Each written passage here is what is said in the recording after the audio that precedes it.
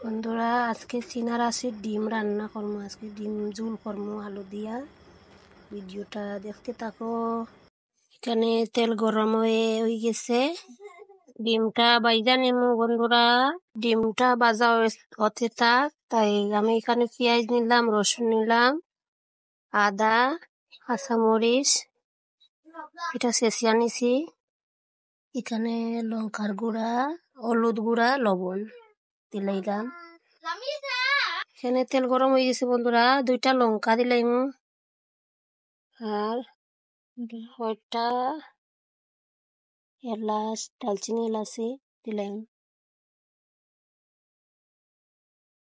বন্ধুরা আমার মশলা কষানো শেষ, এখানে টমেটো আর আলু দিলাম। আমার টমেটো আলু কষানো শেষ, এখানে জল দিলাম অল্প।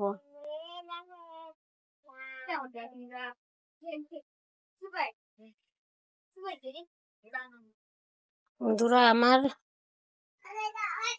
ডিমের আর আলু দিয়া ঝোল, দেশি ডিম দিয়া আলু দিয়া ঝোল রান্না শেষ।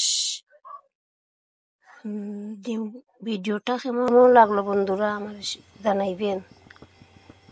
নতুন দেখে বন্ধুরা অনেকটা কিন্তু ভালো হয় না, আস্তে আস্তে তোমাদের দোয়ায় ঠিক হয়ে যাইব।